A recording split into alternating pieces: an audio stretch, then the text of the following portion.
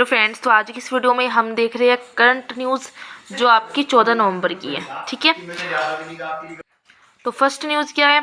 2022 Mercer CFA institute global pension index survey MCGPI जारी किया गया। तो ये चर्चा में क्यों है।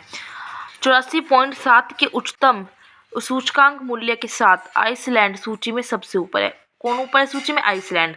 दूसरे और तीसरे स्थान पर नीदरलैंड है और डेनमार्क। दूसरे स्थान पर नीदरलैंड और तीसरे स्थान पर डेनमार्क और पहले पर जाता है आइसलैंड। प्रमुख बिंदु क्या जाते हैं। थाईलैंड ने सबसे खराब प्रदर्शन किया है 41.7।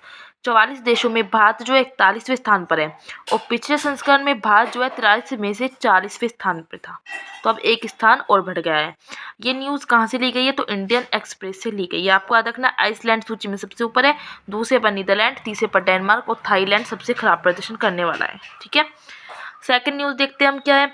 दिल्ली सरकार ने दिए जलाओ पटाखे नहीं अभियान शुरू किया है। तो प्रमुख बिंदु क्या जाता है। ये DJPN क्या लिखा है, दिए जलाओ पटाखे नहीं। तो कहाँ से हुआ है? दिल्ली में शुरू हुआ है। ये क्या है, कनॉट पैलेस के सेंटर पार्क में 51,000 दिए जलाए गए। दिल्ली में 1 जनवरी तक सभी तरह के पटाखों के भंडारण, बिक्री और इस्तेमाल पर रोक लगा दी गई। ये न्यूज़ ली गई है लाइव मिनट से। अब देखिए कितने से हमने ये बुलेट पॉइंट्स में नोट्स लिख दिए। ठीक है, नेक्स्ट न्यूज़ आ जाती है। UNHRC मतलब United nation human right council Ashwini KP नस्लवाद पर स्वतंत्र विशेषज्ञ नियुक्त होने वाले पहले भारतीय बने। ये एक लड़की है। ठीक है, अश्विनी चर्चा में क्यों है। संयुक्त राष्ट्र मानव अधिकार द्वारा पहले एशियाई और पहले भारतीय। न्यूज़ इसलिए चर्चा में है क्योंकि पहले ही एशियाई और पहले ही भारतीय। अश्विनी KP जो लड़की है एक नस्लवाद पर स्वतंत्र विशेषज्ञ नियुक्त होने वाली पहली भारतीय बनी। प्रमुख बिंदु की बात करें तो इस पद के लिए अश्विनी सहित जोशुआ कैस्टोलिना और बोत्सवाना की यूनिट डॉव को नामित किया गया था, लेकिन इन दोनों को हराकर अश्विनी पहले आई है। डॉक्टर अश्विनी 1 नवंबर को जिनेवा में 6 साल की अवधि के लिए नियुक्त हुई है। पहली एशियाई और पहली भारतीय इस पद के लिए हुई है और ये न्यूज़ इंपॉर्टेंट हो जाती है क्योंकि कहाँ से ली गई है? द हिंदू से। नेक्स्ट न्यूज़ आ जाती है। नीदरलैंड ने चीन को पछाड़ा, बना भारत का तीसरा सबसे बड़ा निर्यात बाजार। चर्चा में क्यों है? क्योंकि वित्तीय वर्ष 2022 और 23 के लिए निर्यात रैंकिंग में नीदरलैंड, चीन और बांग्लादेश को पछाड़कर भारत का तीसरा सबसे बड़ा निर्यात गंतव्य बना दिया गया है। यह न्यूज़ ली गई है द हिंदू से। ठीक है, इसमें कहा गया है नीदरलैंड की बात की गई है, किसको पछाड़कर? चीन और बांग्लादेश। चीन और बांग्लादेश से ऊपर आ गया है नीदरलैंड। पहले पर कौन है? USA, सेकंड पे UAE। ठीक है, संयुक्त अरब अमीरात, फिर नीदरलैंड, तीसरे पे चाइना एंड बांग्लादेश एंड बाद में जाता है इंडोनेशिया और ब्राज़ील। न्यूज़ द हिंदू से ली गई है तो इसलिए ये क्या हो जाती है? महत्वपूर्ण हो जाती है। नेक्स्ट न्यूज़ आ जाती है कि लद्दाख के सांसद ने शुरू किया मैं भी सुभाष अभियान। चर्चा में क्यों है? लद्दाख के सांसद जामयांग सेरिंग नामग्याल द्वारा लेह से मैं भी सुभाष अभियान शुरू किया गया। प्रमुख बिंदु की बात करें तो संस्कृति मंत्रालय के सहयोग से नेताजी सुभाष चंद्र बोस INA ट्रस्ट द्वारा आयोजित 23 जनवरी 2023 को नेताजी की 125वीं जयंती पर यह अभियान मुंबई और कोलकाता में हुआ। आयोजन के दौरान श्री नामग्याल द्वारा लेके बॉयज़ हायर सेकेंडरी स्कूल में नेताजी पर एक प्रदर्शनी का आयोजन किया जाएगा। प्रदर्शनी जो है मैं भी Subhash government polytechnic college Kargil और टाटा मोबाइल स्टैंड कारगिल में आयोजित की गई। यह INA ट्रस्ट और संस्कृति मंत्रालय के एक पहल है और यह न्यूज़ दी गई है इंडियन एक्सप्रेस से। नेक्स्ट न्यूज़ आ जाती है गृह मंत्रियों का चिंतन शिविर। चर्चा में क्यों है? 2 दिवसीय गृह मंत्रियों के चिंतन शिविर का आयोजन हरियाणा में किया गया। कहाँ पे? हरियाणा में, और 2 दिन का है। चिंतन शिविर का उद्देश्य क्या है कि भारत की इंटरनल सिक्योरिटी, आंतरिक सुरक्षा। इसका लक्ष्य क्या है कि राष्ट्रीय और राज्य स्तर पर विभिन्न हितधारकों के बीच योजना और समन्वय में तालमेल हो। इसमें पुलिस बलों के आधुनिकीकरण, साइबर अपराध के प्रबंधन, आपराधिक न्याय प्रणाली में सूचना प्रौद्योगिकी के उपयोग, भूमि सीमा प्रबंधन, तटीय सुरक्षा, महिला सुरक्षा, मादक पदार्थों की तस्करी जैसे विषयों पर ध्यान केंद्रित किया जाएगा। आगे भी इसमें न्यूज़ है कि चिंतन शिविर का जो आयोजन है वो सहकारी संघवाद की भावना के तहत किया जाएगा। अध्यक्षता कौन करेगा? गृह मंत्री। गृह मंत्री कौन है? अमित शाह।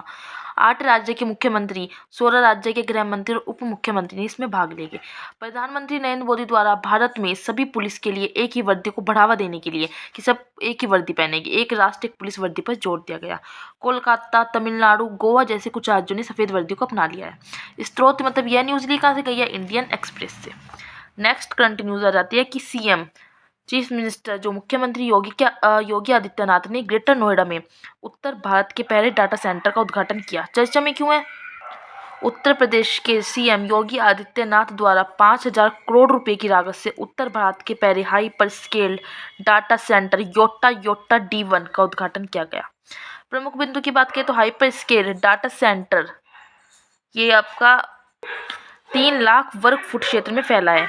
आयोजन में योगी सरकार और हीरा नंदनी समूह द्वारा 39,000 करोड़ रुपए के समझौता ज्ञापन MOU पर हस्ताक्षर किए गए, जिसे हाइपर स्केल डाटा के तहत अगले 5 वर्षों में परियोजना पर खर्च किया जाएगा। डाटा सेंटर पॉलिसी को वर्ष 2021 में अधिसूचित किया गया था। 4 डाटा सेंटर पार्क बनाए जाने के प्रावधान है। ये न्यूज़ बिजनेस स्टैंडर्ड से ली गई है। नेक्स्ट और लास्ट न्यूज़ आ जाती है, ये अरुणाचल प्रदेश को मिलेगा पूर्वोत्तर का पहला मछली संग्रहालय। चर्चा में क्यों है? क्योंकि अरुणाचल प्रदेश के मत्स्य मंत्री तागे तर्की द्वारा पूर्वोत्तर में भारत के पहले फिश म्यूजियम की अरुणाचल प्रदेश में बनाने की घोषणा। प्रमुख बिंदु क्या है कि एक्वा पार्क का हिस्सा होगा और ये आंध्र प्रदेश के सुबनसिरी जिले के तारीर में स्थापित होगा। वर्तमान में स्थित ट्रेन फिश फॉर्म मतलब TFF ट्रेन फिश फॉर्म जो ऊंचाई वाले बुल्ला गांव में स्थित है, एक्वा पार्क के रूप में अपग्रेड किया जाएगा। फिश म्यूजियम मछुआरों के लिए एक परीक्षण केंद्र के रूप में भी कार्य करेगा और फिश म्यूजियम कितने बना है? 23.59 करोड़ रुपये लगे इसमें। ठीक है, तो ये लास्ट न्यूज़ थी और हो गई है 14 नवंबर की न्यूज़ पूरी।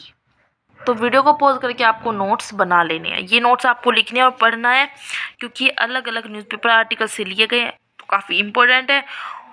और इसमें से आपके एक ही न्यूज़ में से 1-2 क्वेश्चन या 2-3 क्वेश्चन बनने की संभावना होती है। अगर आप इस सारी न्यूज़ पढ़ लेते हो तो मेंस के तो तैयारी होगी, साथ ही साथ प्री तो आप निकाल ही लोगे, क्योंकि करंट आपको पता है कितने ज़्यादा बेनिफिट होता है हमारे एग्ज़ाम में। आपको ये अपनी कॉपी में नोट करना है, खुद लिखोगे, PDF की जगह खुद लिखोगे ना, तब न्यूज़ खुद हमारे लर्न होती जाती है।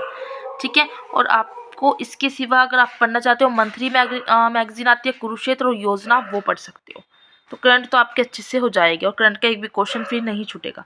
जितने आप ये बना रहे हो नोट्स उनको आपको रिवाइज करना है। ठीक है, जैसे नवंबर अब खत्म हो जाएगा तो नवंबर की जितने भी मैंने आपको वीडियो दिखाई है, अगर आपने नोट्स बनाए हैं तो आपको सारे लर्न करने हैं अच्छे से।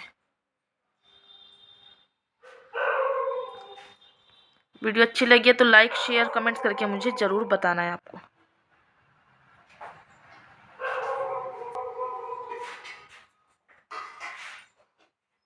अब आप ये मत सोचना कि मैंने पहले किसी और शायद 10 नवंबर की दिखाई थी, मुझे याद नहीं है, और आज 14 नवंबर की दिखाई है। तो जितनी न्यूज़ मुझे क्लास में पढ़ाई जाती है वो नवंबर के मंथ की है। तो ये नहीं है कि 10 नवंबर के बाद मैंने सीधा 14 नवंबर ला दिया।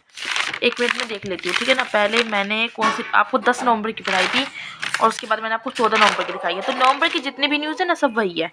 ये नहीं है कि 11 की कहाँ है, 12 की कहाँ है, 13 की कहाँ है, नहीं, जो इंपॉर्टेंट न्यूज़ है सारी आती है। ठीक है, बस नवंबर मंथ की आपको याद रखना है।